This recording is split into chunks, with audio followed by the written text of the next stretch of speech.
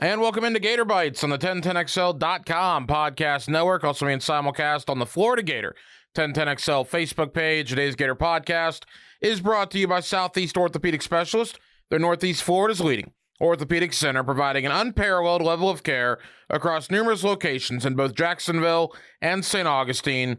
That includes Riverside, Northside, the South Side, the beaches, Fleming Island, and St. John's. He is Denny Thompson.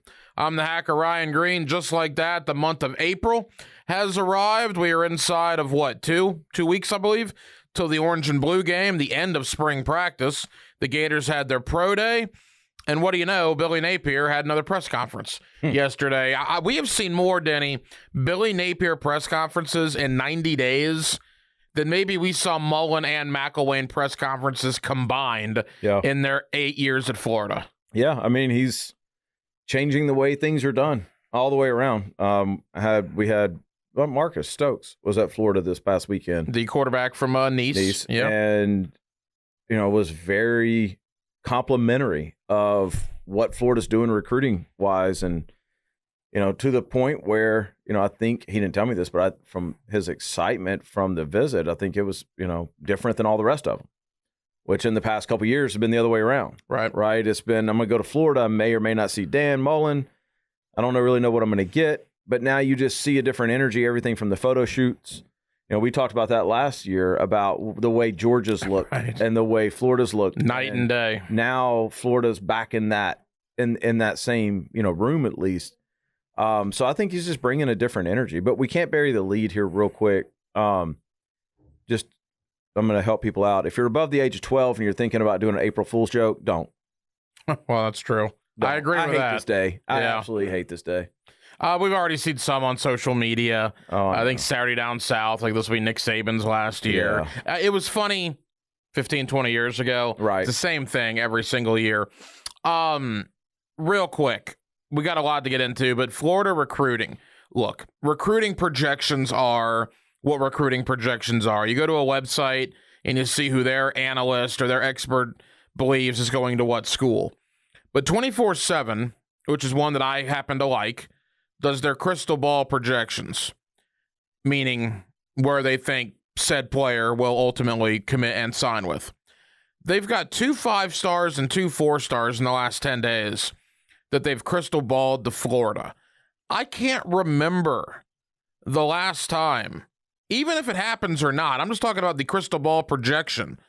The last time 2 5-stars in the same class have been crystal balled to Florida.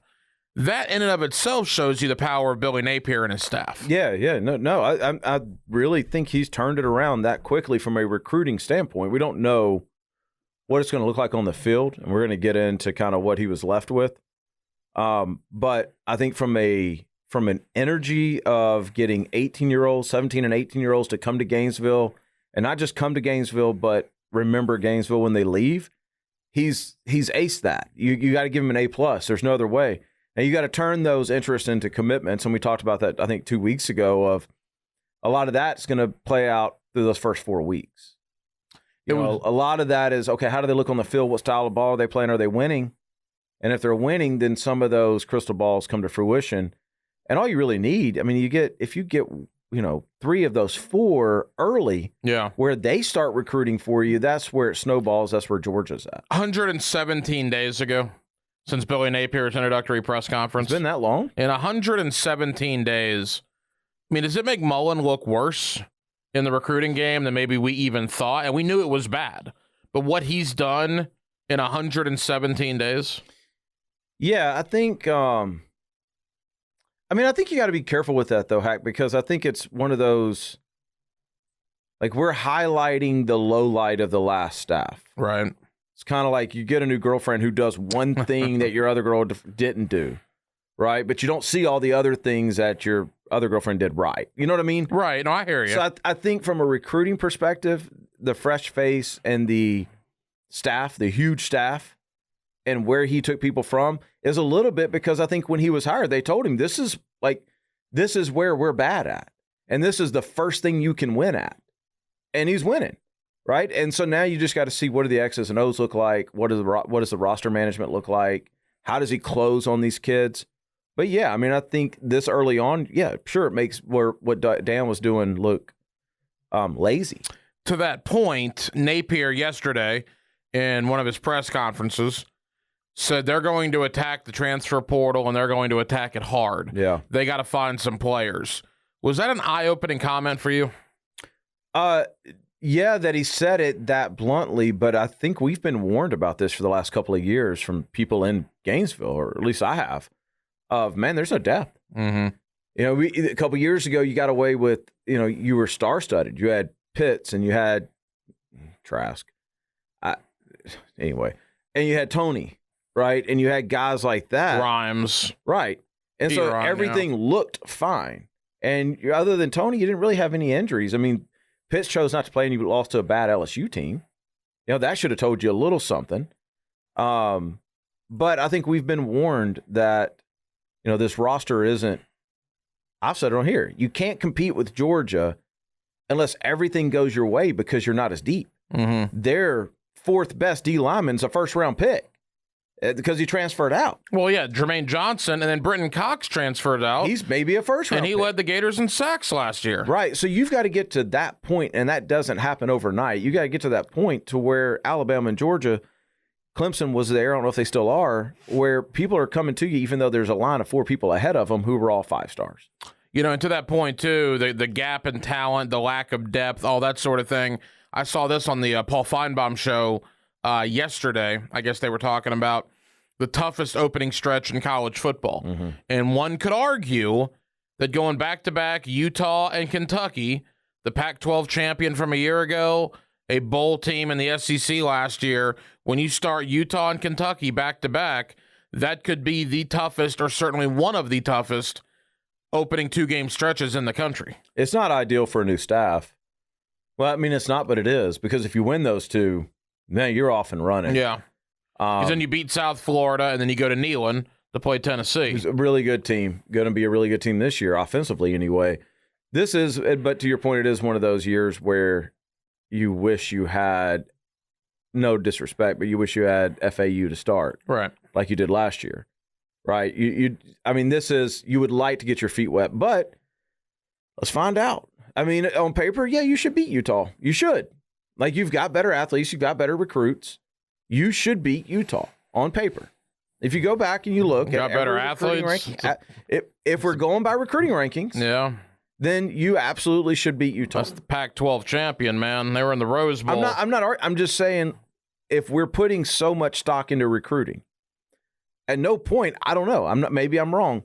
I don't think Utah has ever been ahead of Florida in a recruiting ranking. No, maybe some of the McElwain years, because those years were pretty lean. And those people are gone, right? So I'm just saying, like, you should, on paper, stack up and win that game. Should it be a good game? Yes. Are they going to be disciplined? Yes. Are they good? Yes. But you should win it. I mean, think about that opening 4-game stretch. Utah, Kentucky, South Florida, Tennessee. That's tough. I think you and I are in agreement. Tennessee is going to be good this year. Tennessee will be favored in that game. That's probably going to be a night game. I'm sure ESPN is salivating over a 7 o'clock game under the lights in Knoxville. That's going to be a tough putt. Depends if Florida wins the first 2. Yeah. If they win the first 2, then or if they win the first 2, that might be 3:30 CBS. Yeah, you're probably looking at 2 top 15 teams. Yeah. Right, but I think Tennessee, if you were going to make me bet on it right now, I would bet they'd be favored. All right, well, let's look at this year's roster. Spring football going on right now. Like we said, about 2 more weeks or so of spring conditioning. Anthony Richardson's your guy. You've trained him for years with your work at 6 Points. We want to remind people of that every week. Denny Thompson works personally with Anthony Richardson. Have you talked to him in the last week? What have the conversations been like? I actually haven't. I was down in Naples most of this week.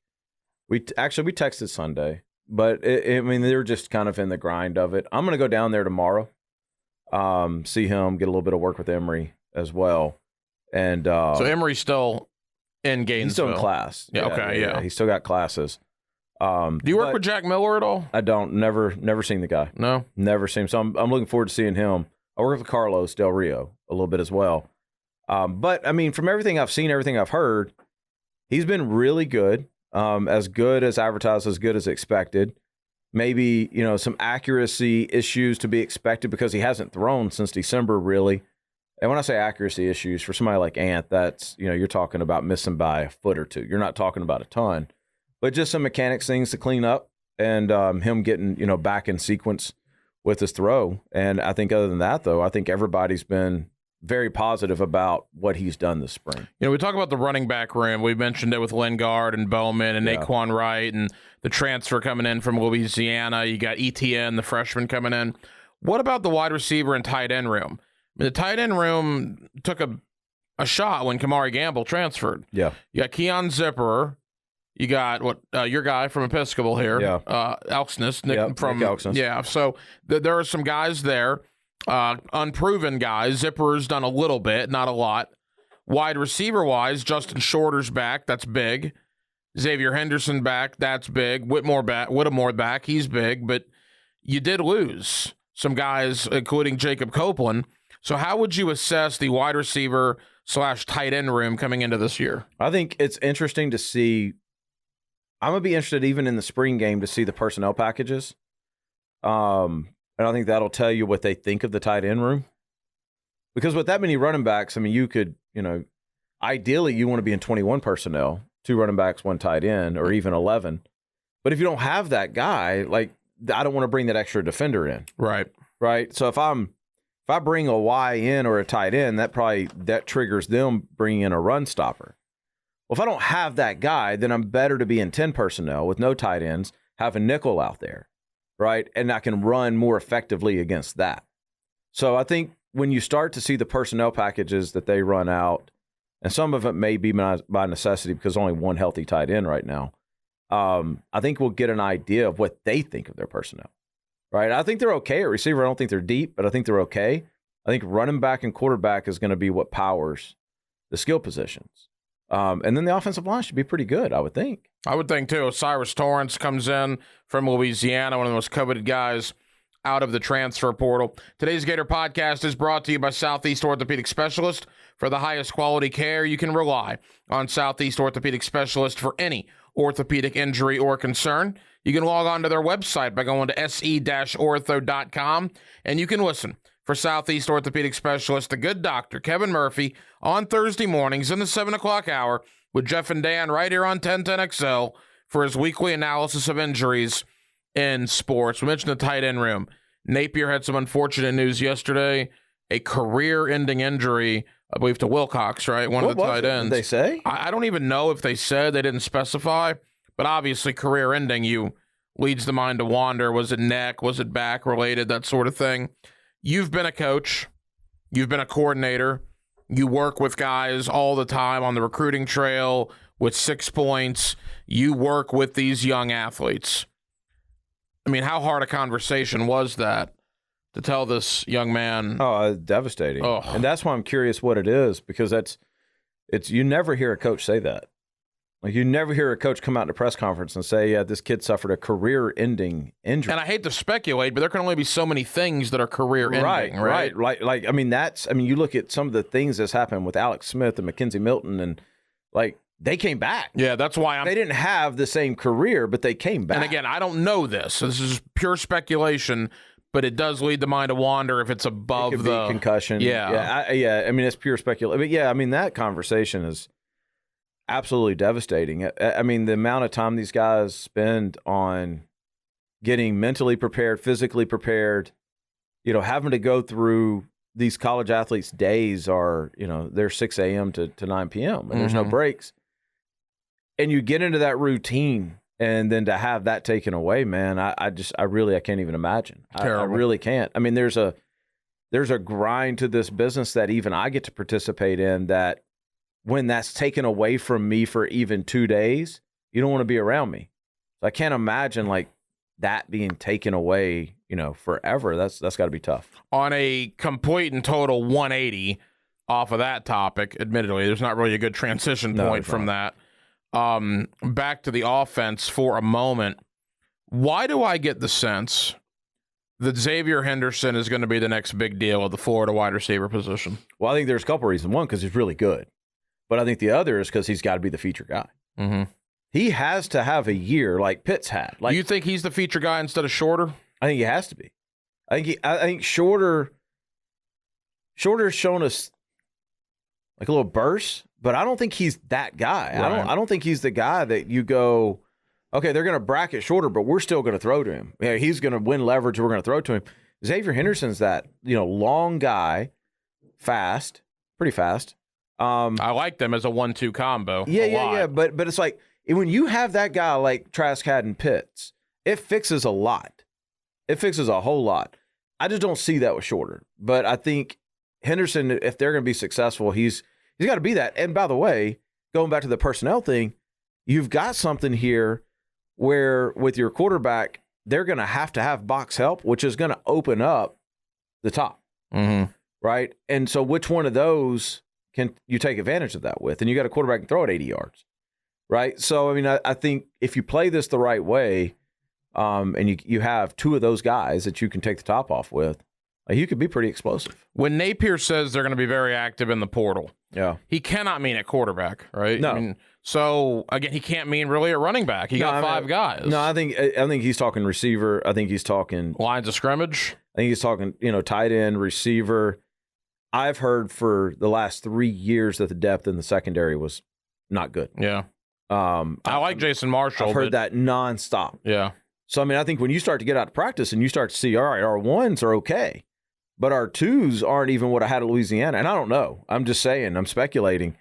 But, I mean, I would think that that's where he's going to spin. Well, I mean, refresh my memory. All right, so the portal is obviously a year-round deal. Will it be very active after spring ball comes to an end? I mean, if you were going to do that, you probably should have done it in January. But, yeah, it'll be active. It won't be – the portal's interesting because there's still guys like JT Daniels. Yeah. Right? There's still – and he's a quarterback that was on a Heisman list last year, so that's why we know him. But there's still those guys at every position that are probably just taking their time. They're taking their visits, going through the recruiting process again, finishing up a semester, planning on being somewhere in June. So I think you probably can find some value, but it's not the way you want to build your program.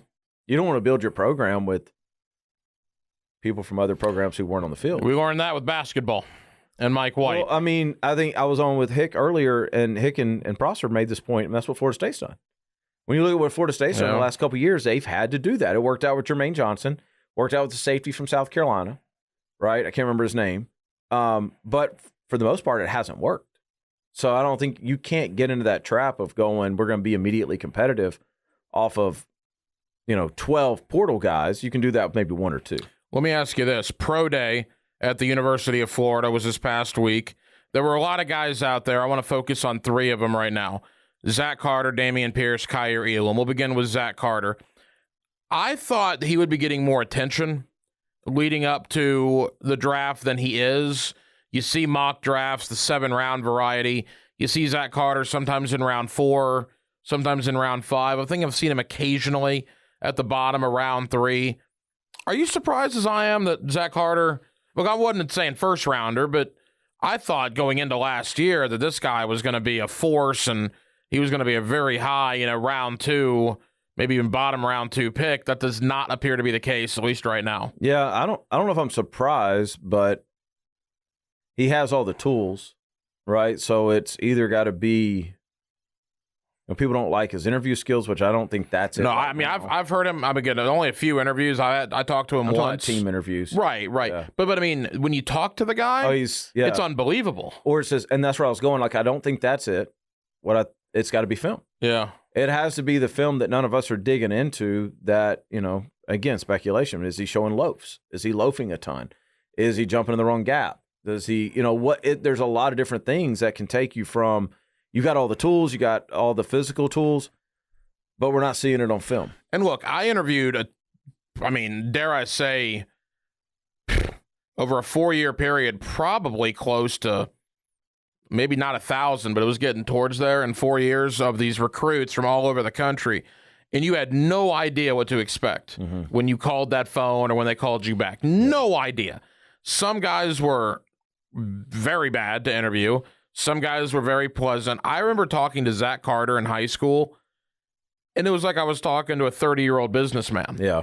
I mean, it was just the most enjoyable conversation, and that was when he was a senior in high school. So, The guy's personality is great. He's got solid film, at least in game time. I'm just curious and that's the thing. Like I don't want to see his highlights.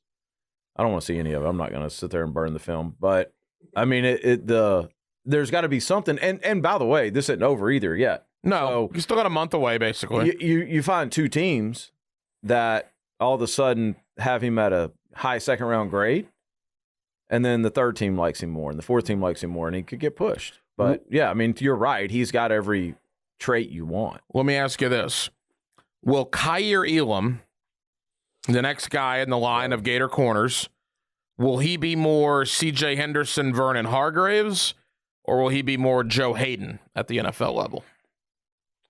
That's a great question. I don't know. I'm never one to tell somebody to turn down millions of dollars, but I do believe that had he come back another year, he probably locks up a top 5 to 7 spot. No. Right? If he comes back in a defense that has any idea what they're doing, because the last 2 years didn't. All that they did was said, don't throw to him. But the rest of the field, we can do whatever we want to do, right? Right. Like, I feel like the bigger picture may have helped him there, because I don't really have a read on what he is. This time last year, I would have said, man, this guy's a top 10 pick. Now, I mean, there's mocks out there that I don't see. Round 2. You see him a lot in mid to late round 2. Right. So, I mean, I think he may have done himself some good. And he even said that. He even said they almost talked me into coming back. Yeah. Like, I think he would have done himself some good to come back. I mean, again, the last couple Gator corners that have come out has left a lot to be desired. No doubt. Now, you've got Gator corners like Lito Shepherd and Joe Hayden that have had good NFL careers, but C.J. Henderson's been a disaster. Vernon Hargraves wasn't very good. So we'll see what happens with Kyer Elam. Hargraves, the only thing I know about him is he got the penalty. Yeah. Only guy in the history. Super Bowl? Yeah, in the Super Bowl. He came out onto the field to celebrate the touchdown or the fourth down stop, whatever it was. Damian Pierce is the last guy I want to talk about. Total stud. We were talking to a couple of guys from CBS Sports on 1010XL earlier this week, and they keep asking us questions. When you have guys on to interview, obviously you ask them questions. Yeah. They were so curious, they're asking us. And it's across the board. Why did this guy only touch the ball 100 times last year? Crazy. It is crazy. It's crazy. There's no explanation for it. And he averaged like 5.7 yards a carry. It is insane, and it's like he's that power back that I would like to think that if you'd have given him 20 carries in a game, his last 7 would have been better than his first 13. There's no explanation. I mean, the only bad thing for him is he's a running back. Yeah. And so that's not going to fare well in the draft. I wouldn't mind the Jaguars taking him in round 3, round 4. Whoever your favorite team is, I feel very similar about him as I did about Cam Akers. Like, whoever your favorite team is, if you get him, you've got a superstar. Mm-hmm. You've got a guy. It may take him 2 years to get past. I don't know where he is past pro. Like, Cam had the fumbling issues at the end of the year. But if you didn't have that, he would have been one of the best backs in the league at the end of the year. People forget, too. He was committed to Alabama. Damian Pierce. Yeah. He was committed to Nick Saban in Alabama.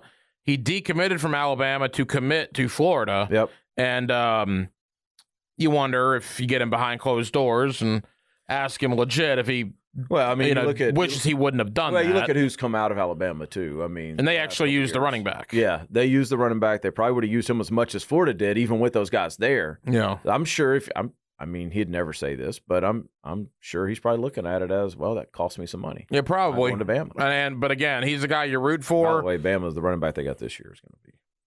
Oh, that's real shocking. Jameer Gibbs, the kid from Georgia Gibbs. Tech. Right. Man, I can't wait to see him on the field. Florida not landing Jameer Gibbs a couple years ago is one of the most painful recruits to not land. People listening to this may not know who this kid is because he's been at Georgia Tech, and they're not very good. His Dalton highlights. Man, when y'all see this guy play behind a functional offensive line, he could be like one of the best to ever be at Bama. He is that good. Today's Gator Podcast brought to you by Southeast Orthopedic Specialists. They're Northeast Florida's leading orthopedic center. They provide an unparalleled level of care across numerous locations in both Jacksonville and St. Augustine. That includes Riverside, Northside, the South Side, the beaches, Fleming Island, and St. John's. Let's end with these two. Scott Strickland this week made a little bit of news that they're going to start talking about doing some things to the swamp. Mm-hmm. They want to keep the history of it. They want to keep all that intact, but they want to add to the components. What does that mean? We were talking about this on prime time. To us, translation means they want to add suites. Yeah, and where are you adding suites to? Well, there's nowhere to add suites to unless you're talking about the east side of the stadium, the student side. Because you can't add them to the south end zone, I wouldn't think. You just built the big scoreboard there. The north end zone's already got the terrace, right? And the west side already has the press box. So I would think if you're going to add suites, it's going to have to be to the east side. Maybe. I mean, I haven't thought through it that much. I think the bigger thing is we're going to see this everywhere, bringing down that capacity. They're at 93 right now. Yeah, I mean, I don't think we'll see many college football stadiums in the next 20 years that hold more than 80. Like I just looked at the TV experience at home. It's TV just too experience, supply and demand. Yeah, you know what I mean. Like the less I have, the more I get, type of deal. And so it's not gonna be a revenue change. It's just they're gonna have richer people in the stadium, which means more sales of everything, right? And bigger donations and better experience and stuff like that. So, and I know, like, to that point, like, I know this is a get off my lawn moment. I'm only 38 years old, and I've had a blast at the Swamp more times than I can count. Sometimes I've had a little too much fun in the tailgate going into the Swamp. I mean, I think I speak for most people probably watching and listening.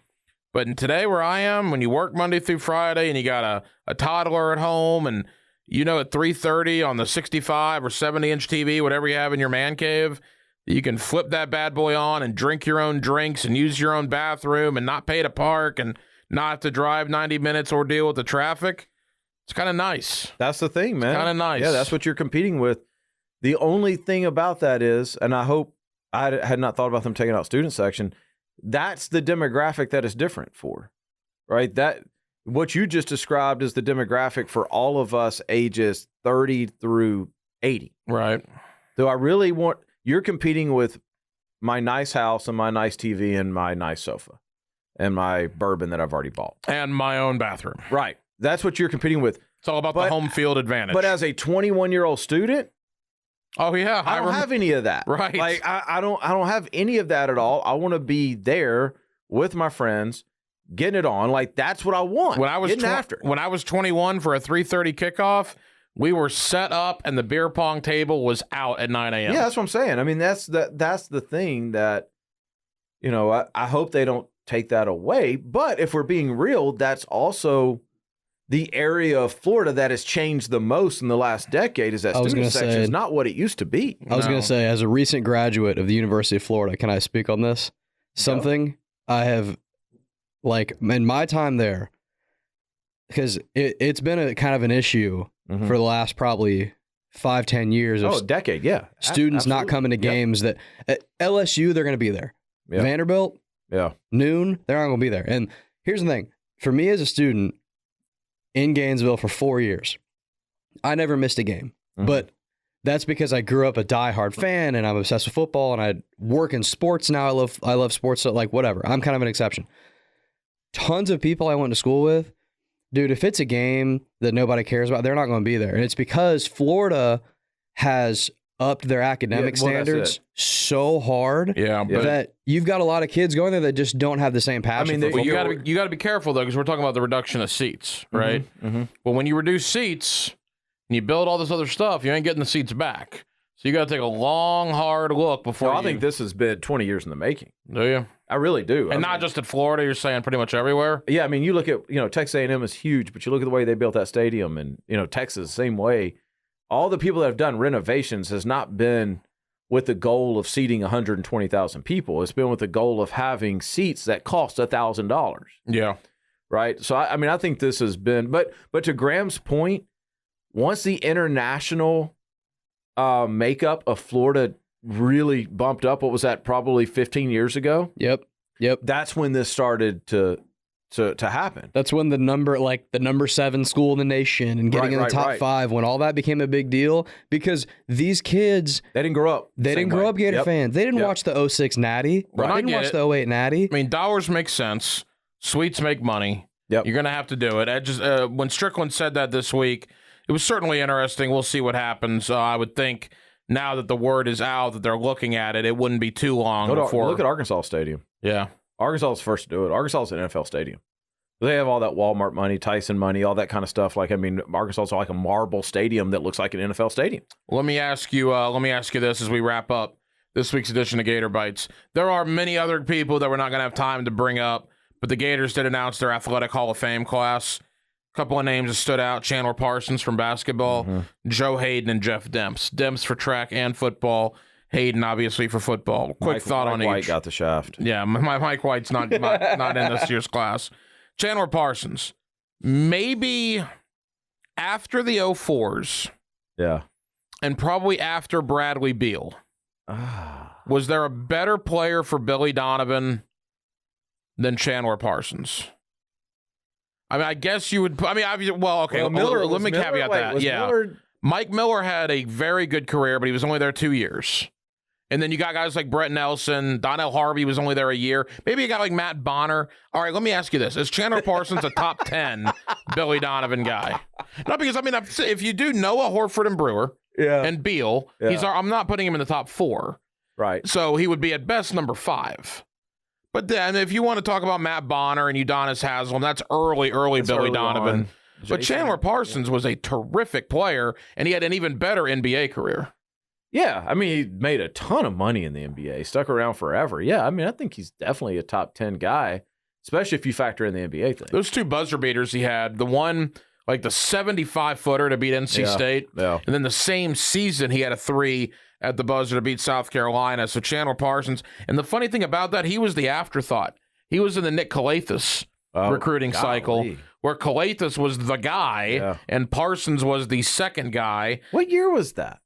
Oh, geez. When was he there? 2000. I'd have to 08, 09, maybe. So it was right after right after the Natty years. Yeah. Up until he might have been part of the 07 class, 08 class. His career probably, I think, covered on the football side, the Urban to Muschamp transition. Parsons, dynamic player. Congratulations to him. Jeff Demps, other than John Capel, maybe the fastest Florida Gator there's ever been in football. It's the highlight. You still see the highlight. You still see that zone play that he bounces out and beats every angle. I think that's cool when you say somebody's name and you can see that highlight. It's awesome. Yeah. It's like, and you see that with And Demps. the thing, they had Demps and Rainey. Yeah. On the same team, sometimes in the same backfield. And then finally, Joe Hayden, we brought him up earlier. Is Joe Hayden the best defensive back to ever play at Florida? It's in the conversation. Man, you throwing this on me like this? I'm just saying. If you go back from Spurrier on, how about that? From 90 to where we are, the last 30-plus years, I think you would absolutely have to put him on the ballot. Yeah, Reggie Nelson's in that conversation. Who? Reggie Nelson. Ooh, I think Joe Hayden was a better player than Reggie. I mean, Reggie Nelson was good, the eraser, but Joe Hayden... Wait. Are we talking about at Florida, or are we talking about what they've proven to be? However you want to define it. Because I think if you're going to say at Florida, I think there's some dudes that you could stack up there. But I mean, I think if you're going to look at the totality of their career, I don't know who else it would be. Because Hayden was a top 10 pick. And isn't it interesting? You look at all the guys from that 08 championship team, the Pounceys and Spikes and Tebow and Percy Harvin and Joe Hayden. Hayden's had a longer career than anybody. He's still playing. I guess Dunlap's still playing too. He's a free agent. But Hayden's on an active roster right now. He's still playing. Was a top 10 pick. Was worth that top 10 pick. And quite frankly, where we are now in 2022, 14 years after the Gators won that title, he's still a decent player in the NFL. Yeah, he's still contributing. And kudos to him. So, again, and other guys are on the list, but we wanted to single out Parsons, Demps, and Hayden for getting in the Florida Athletic Hall of Fame. Where does the Denny Thompson World Tour take you over the next 7 days? Oh, geez. Gainesville, Atlanta, back down to Naples, Arizona. Wow. Yeah. Arizona? Yeah, Jake Luton is out there. Ah. Yeah. Yeah. This is the difference between Denny and I. Denny's going to Arizona and Gainesville and Atlanta, and I'm going to Disney on Ice tonight at the Veterans Memorial Arena. That's where we are in life. And my man is fired up about it. I'm glad he is. Yes. Have you done Disney on Ice? I don't do Disney. No, and well, your son was like really big into Disney. Oh, they are, but they don't need me. You're done with it? Yeah. All right. Well, you give me a recap of Arizona and all the interesting places you're going. I'll give you a recap of Mickey and Goofy You do that. on skates next week. You do that. That is Denny Thompson. That is Graham Marsh. I'm the hacker Ryan Green. Thank you for watching and listening to Gator Bytes right here on 1010XL.com. And as always, on the Florida Gator 1010XL Facebook page.